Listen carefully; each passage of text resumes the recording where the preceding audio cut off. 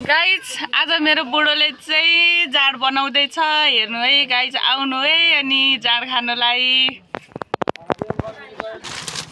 रामरी पोका पार्न बुढाबुढी साइला र साइली मिलेर काम गरेर त्यहाँ रामरी बुढा र बुढी त्यही पोका पारेर बस्छ। गाइसको छोरा त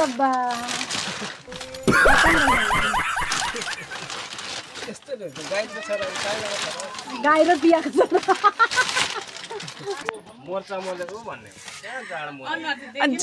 जाड मोलेको त हो नि त नि।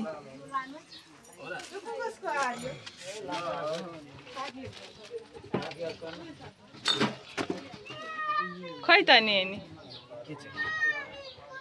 बोलेको के बोल्नु बुढीले बोलिरहेछ। गाइसको छोरा वा हेर आइज त तल गाईको छोरा सबै मोल्नु है, त्यहाँ राम्ररी मोल्नु है। ए हस हस हस गाइसहरु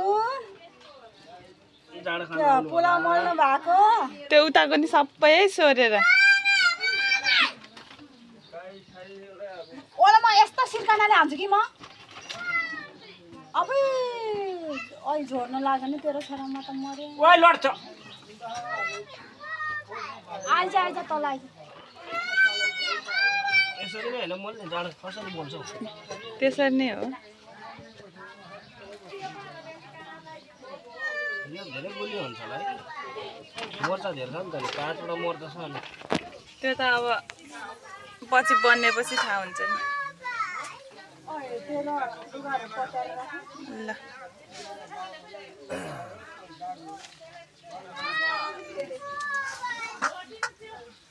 यस्तै हो होलसेल अब फर्स्ट टाइम हो यो चाहिँ मोलेको चाहिँ मैले चाहिँ यसको बारेमा खास एक्सपिरियन्स छैन मसँग।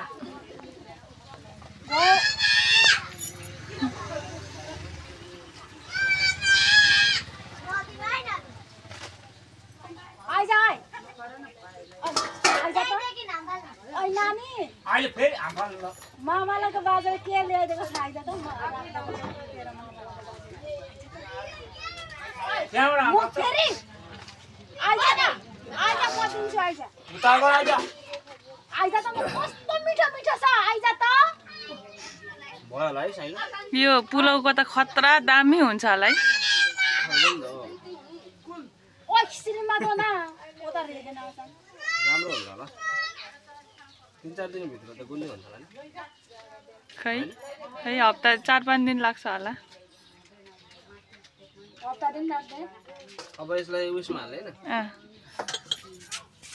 दे यो मोबाइल बोकेर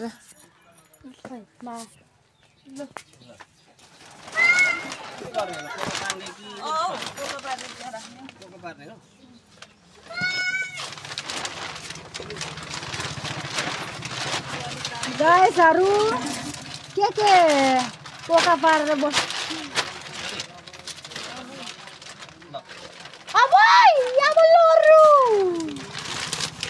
रामरी पोका पार्न बुढाबुढी साइला र साइली मिलेर काम गरेर त्यहाँ रामरी यसलाई बान्दिउ बुढीलाई बान्दिउ ल।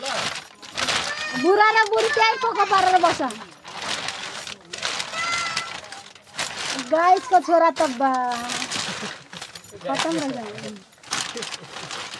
यस्तै रहेछ गाईको छोरा गाई र बियाको छोरा यसलाई यहाँ माथि एउटा तिमी बसिराख नि यहाँ गाइसको अनुहार देखेन क्या ढुङ्गा लिएर आऊ बुढी ढुङ्गा लिएर आऊ ल तिमी ढुङ्गामा त्यहाँ थिच्नु पर्छ नि त होइन थिच्नुपर्छ होइन यसलाई थिचिसक्यो नि आऊ